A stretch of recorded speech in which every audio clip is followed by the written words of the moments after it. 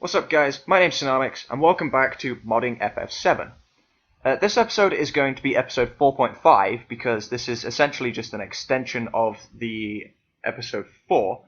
It will have many little tips and tricks in it that should have been in episode 4, other than the fact that that episode started to get a little too long, and a few of these tips that I didn't actually figure out myself until after I had been messing around off camera trying to figure out how to get the transparency and stuff like that to work. So I'm back today to show you exactly how I did all that and what I have learned.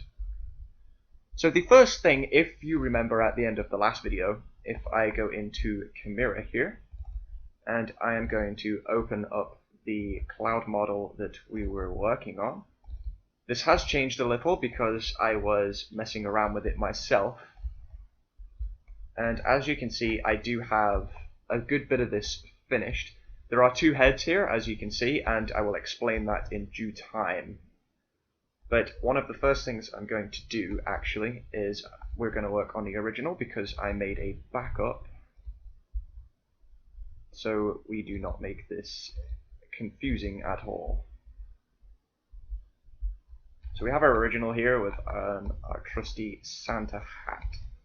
Okay, so yeah, again, if you remember at the end of the last videos, one of the things that we were struggling with, well, that I was struggling with, was the head and the hair were different pieces, but for some reason the hair was invisible. Now, I did find a fix for this, and there is two ways that you can do it as well. The first way, the easy way, I suppose, is when you highlight an area, you have the option here to add part to the bone. And this will fix all of the problems that I was having in the last video. But one of the reasons you should not do this is that the more files that you have open in Chimera, the more chance that Chimera will crash and you'll lose everything you've done because you won't save it often enough. But as well as that, the more files there are in general, the bigger the file is going to be and the longer the load times are going to take when playing this in-game. So it is highly recommended to choose the second option, which is the one I'm going to show you now. So we're going to minimize this for now, and we are going to open up Wings 3D. And inside Wings 3D, we're going to go File, Import, and we're going to import an object. And the object we're going to be choosing is the head. So if you remember before, what we would have done was we would have highlighted it, Tools, Center, and All. But this time, what we're going to do instead is we're going to go File, Import, and use another object, and we're going to put the hair in as well. Now, with the box, the cube selected, the Change Body to Selection mode, make sure everything is highlighted, click Tools, Align, and Center All. And now, what we're going to do is we're going to deselect the head, File, Export Selected as 3DS, and this is the hair, and then we're going to select the head and deselect the hair, and do the same thing. Export Selected as 3DS, OK, and as the head. Now I have a head2 file here, and you will soon see why this is important. I had to make backups of everything just to make sure I didn't break it all. We're going to open up pCreator. We're going to click File and Open. We are going to choose our head to start with because it's easier to see if the new one attaches to it. And we can see our head right here. And then in the drop-down menu, we're going to click Add Group, and we're going to choose the hair. And now you can see that both of them are in together, and this will essentially make it a single part. So we're going to click Select All. We're going to go Options. Make sure Field Model is ticked, and tick the texture files. Go to View and UV Coords and flip on the Y. And then, if you can see, the open bitmap is grayed out. This is because you have to select each piece individually to be able to open your original bitmap. So you're going to want to do that for both of them. And then File and Save as Head 2. And now in Chimera, we're going to double click the head to bring up the options window. We're going to click Load P File, and I'm going to go to Desktop, New Cloud, and Head 2. We're going to resize it to 400 on all 3 sections. Apply the changes. Make it 400 a second time. And apply changes again. And I believe for the head I had to make it an extra 20 the third time to make it the right size. So that's 400, 400, 120. Now you can't see it because there are 2 heads, which I will get round to explaining as soon as I have this ready. We're going to raise the head on the Z axis. It does not need to be that high. I don't have it selected anymore. So it's going to be about there. Okay, I'm going to rotate it by 180 degrees. And for now, yes, you can see that the texture is a little messed up, but that is fine. I will show you exactly how to fix this. And we're going to put him down a little. It doesn't have to be perfect right now, it's just for testing purposes and showing you how this is done. But I do want it to look at least slightly normal. Make it look up slightly, so his neck does not stick outside his collar. And we're going to move him back to about there. That seems about right to me. Proportion's a little different, but it's okay. So as you can see, the texture is a little messed up right now, and that is because it is using the original texture from this one, because it is actually the same face, but I had moved it in my texture ever so slightly. So when you have it selected, we're going to choose Show Texture Options and change Texture. We're going to go to the desktop, New Cloud, and select Cloud Text, and that will fix it. Now the hair is still invisible, and I'll show you exactly why. When you double click it, you'll see now that it has 2 groups, Group 0 and Group 1, and that's what we did in pCreator. Group 1 is the hair, and if I click Group Properties, you'll see that it is using Texture ID 1. And Texture ID 1 refers to the second texture in this list, because the first one is technically Texture 0. And right now it is using my hat texture, which is for the Christmas hat here, and everything on my hat texture that is black is actually transparent, and the hair is down here somewhere. So we're going to click Change Texture, and we're going to choose the same texture. So, one of the problems we encounter when we do this is you can see straight away that it is absolutely horrible looking. And I can show you exactly how to fix this. Okay, so the first step to making this look better is we're going to minimize everything. We're going to go to our new cloud and find the texture that we're using, which is our cloud text. I have 2 here for some strange reason. I'm not sure which is which and why, but this one's bigger, so I'm going to use this one. We're going to right click and we're going to open with GIMP. Once this opens, the first thing we're going to do, we're going to select our fuzzy tool, and we're going to select the black. Now, we can't just make this transparent because, as you can see, it uses a lot of his trousers and some of the details from other things. So we're going to click the rectangle tool, we're going to hold Control, and we're going to deselect everything that is not around the head. And then keep holding Control, and select the area on the other side as well. Go back to the fuzzy tool, right click one of the black area spaces, layer colors, color to alpha, click OK, and then click delete. And that will make the area around it completely transparent. And that is half of the job done. The second problem is, as you can see, it has a lot of these nasty sort of weird colors around the outside, and we're going to need to get rid of them as well. And the easiest way to do that is next to the fuzzy tool we have the color picker tool. And what we're going to do is we're going to select an area, we're going to delete it. And everything that is the same color as the one you're selecting will be deleted. This does have a minor downside to it because it will also occasionally remove little pieces from around his face, but that is very easily fixed. I'm not going to do this whole thing because I have already done this off camera, so I'm just going to do a few little pieces to give you a rough idea on how to do it. Remember, if you happen to click something that was not something you wanted and you deleted it, you can use Control Z to bring it straight back. And do not select the black pieces because it will remove everything that is black from the whole texture. To get rid of the black pieces, we're going to select the fuzzy tool, and we're just going to go through and get rid of every individual little black piece. And this does take quite a while, but if you're going to spend hours and hours making a model, you may as well make it perfect the first time around, right? So, once you have got most of that finished, if you're anything like me, you'll find that a good bit of the face has been deleted for whatever reason. And, well, actually some of the top one as well.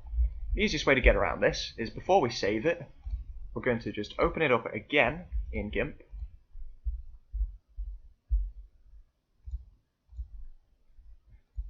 We're going to use the rectangle tool. We're going to select the area that needs to be replaced. Control C to copy. We're going to scroll down and paste it here. And you just put it nicely over the top. You're going to want to scroll in as much as you can. I think the batteries in my keyboard are dying because it's being a huge pain in the ass right now. I can't scroll in. Okay, well, yes, you try and match it up as absolute best as you can. And everything will look okay again. Once you have finished this, you want to go to File and Export As, and you're going to choose a PNG file. PNG. You're going to click Export, and you're going to change the compression level to 0, and you're going to click Export again. Okay, so this is no longer needed now. I will not have to use that one because I do already have this finished, but in here anyway, we should now have our PNG file. It should have saved in the same place. Yes, okay, here we go. And the next thing we're going to want to do is we need to turn it into a BMP. So we're going to open the PNG to BMP. We're going to grab and we're going to drop it in here. And that will create a new version. What I'm actually going to do, I'm going to put this in here for my backup. I'll put this here just so you can see the results as they come. We're going to put cloud text in here and it will create a new BMP file right here. Once the BMP file has been created, we're going to use another program named image2text, which I will leave a link for in the description. We're going to open the newly created BMP file, and it will open in here, and we're going to click Save Texture. And for this, you must rename it, because if I just click Save, you'll find even though it says done, nothing will happen. No matter how long you wait, nothing will happen. So I'm going to click Save Texture, and I'm going to rename this to Cloud Texture, and click OK.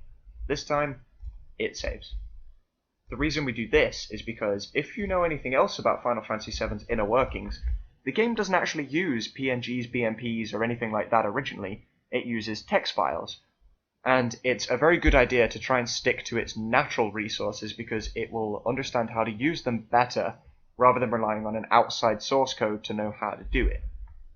So now in Chimera, we're going to select our head with our terrible hair. We're going to click Change Texture. We're going to go to the desktop. We're going to bring out this drop-down menu here and change it to a texture and open the new one. Okay, so I didn't actually repair the face, but that is okay. The hair uses texture ID 1, which is this one. Change the texture and pick the same one, and the hair is pretty much perfect. I do see a few black pieces. The one that I ended up using myself, because I only did that briefly, very quick, the one I ended up using myself, I put into these clouds. Which folder did I just put it up into backup? I think it was in Mobius. Right, cloud text. No, not that one. This was my BMP version of it. I believe. No? Okay, I'm gonna have to go and find this. Is this my BMP or my PNG? Properties. This is my PNG, so it's this one. We're going to delete that one. We're going to delete that one. We're going to put this here. Now I'll show you the results of my one. I'm hoping this is the right one at least. Open cloud text, save texture as cloud texture. Done. Bring this over, close Chimera, double click, no, not double click, sorry. Change to texture 2, or texture 1 as it's known as. Change this to textures and cloud text. There we go. That's the one I ended up with. It's still ever so slightly broken. It does have a few pixels here and there. I'm unable to find where they are exactly. But there you have it. That is how transparency can be fixed. It took a little messing around, but eventually I remembered exactly how to do it there. And another thing for when we were in pCreator and we made these both into a single file, another object that we'll be doing that seriously it would help to be able to do this with is the shoulder pad. Now your choices are you can attach the shoulder pad to either the arm or the chest. They both have their ups and their downs because when you think about it, I'm pretty sure the shoulder pad would naturally be attached to the chest anyway. It would be attached to the clothes. And that's absolutely fine. Except whenever you would use an animation for, say, Cloud lifting his arm above his head, his arm will go through and you'll have to redo the texture in such a way where it doesn't look stupid. But as the way this model is anyway, if you attach it to the arm, I will just load a different animation here. Cloud G-Bike, Cha, and this one should be the walk. It's absolutely fine that the shoulder pad moves around with it because I believe it would, except when you use an animation that would involve his arms going into the sky or above his head, the shoulder pad, I don't think the shoulder pad would rotate with you. But as I said, you can choose to do either one. There we go, there's a good example. The shoulder pad goes around with his arm, which wouldn't happen in real life, but it's your best option, so I do recommend doing it that way. So anyway guys, that is everything I have to teach for this tips and tricks video. And the last thing that I'm going to mention for this video is earlier on when I said about every model having two separate heads. The reason for this is, if you remember the original game, or the Steam release, just an unmodded version, the characters are able to blink. Now the way this works was, it didn't actually blink so much as it had two separate textures. One was an open eye, and the other was a closed eye. And we've never been able to recreate this effectively. Anytime we tried, instead of switching to the closed eye texture, the head would actually just go invisible.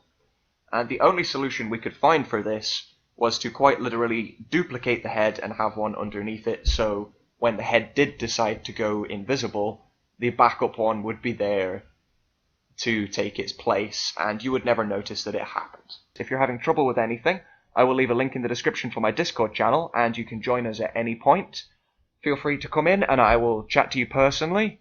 I can even voice chat to you to help you get around any issues you've been having, or if you've got any questions for anything else that I haven't mentioned, I will gladly help you as much as I can. If you liked this video, please make sure to leave a like on the video, because YouTube works in such a way where people that are looking for these tutorials might not be able to find me, because YouTube does not deem me worthy enough because of the amount of likes. So not only are you helping me by liking my videos, you're helping other people who wish to learn as well. Also feel free to subscribe to the channel, so that way you will receive updates and notifications every time a video goes up, and you will be able to keep up to date with everything that's going on. And I really hope to see you all again in the next video. Thanks for watching.